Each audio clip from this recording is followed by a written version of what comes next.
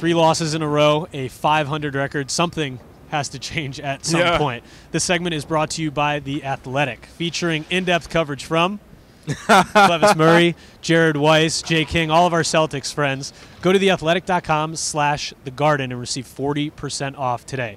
Go to theathletic.com and subscribe for less than $3 a month. Ooh. So, what's got to change here? Obviously, there's plenty of problems with this team. Brad Stevens said it after Wednesday's loss to the New York Knicks, that they have an array of problems. Does it start with him? Does it start with Danny Ainge? Does it start in the locker room? Where does it start for you? To me, it starts in the locker room. They're the guys that are playing at the end of the day. They're the guys that are putting out that for 48 minutes. Mm-hmm. Something has to be figured out with that team.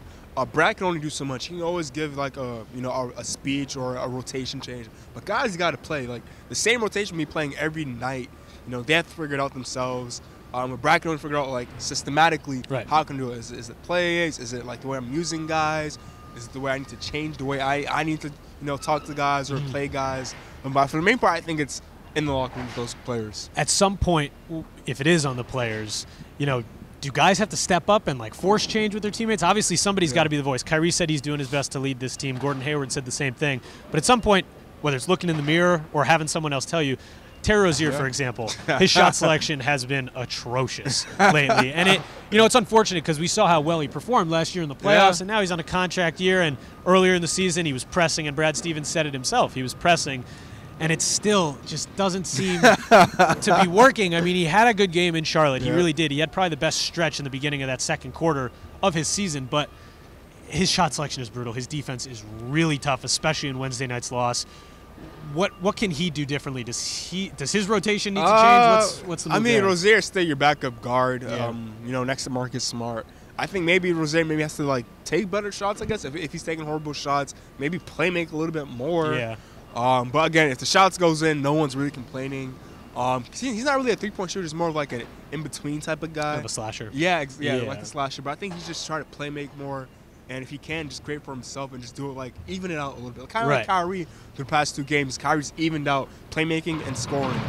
Yeah, I think it'd be beneficial, obviously with Gordon Hayward not starting the last 2 games. If he gets more minutes in that second group with Terry Rozier, he can act as the primary ball handler, and Terry can work better off the ball. I've always been in favor of him working off the ball. I just think he's better in that regard. He doesn't try and force playmaking as much as he does. I don't think he's as true of a point guard as a lot of people think he is.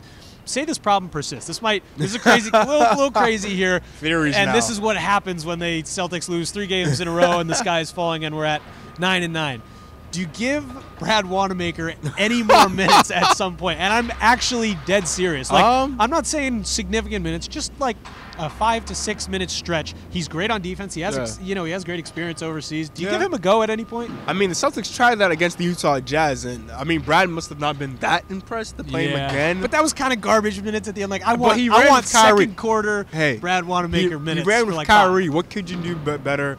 Maybe, you might have to call up from the G League. Maybe give Walt Lemon a chance. Yeah, I mean, he's putting up big numbers in Maine. Crustacean Nation up there with the Red Claws. So here's my other question, kind of sticking with Terry here. At what point does Danny start considering making moves? Of course, trade talks have been aplenty with Terry Rozier and his cryptic tweet the other day, and he said he didn't mean anything by it, and there's reports that he's being sued for his scary Terry gear, so maybe it does. Maybe it does have to do with that, and not any news to me. Team reports or anything like that. But at what point does Danny Ainge step in and start maybe pushing for a deal a little bit harder? I think this team, December 15th is a holiday, because that's when you recently signed guys can be traded. Yep.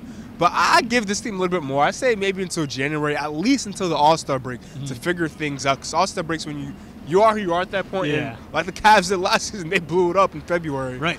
So I think January or February is when Danny might have to consider moves if this team is underperforming to his standard. Rozier, obviously he's a restricted free agent this summer. He's a key piece, though. So it'll be interesting to see how Danny and Celtics brass thinks going forward. Again, changes we'll have to wait and see over the next couple months, next couple weeks. Leave your thoughts in the comment section. Follow us at Celtics CLNS and Celtics CLNS Media.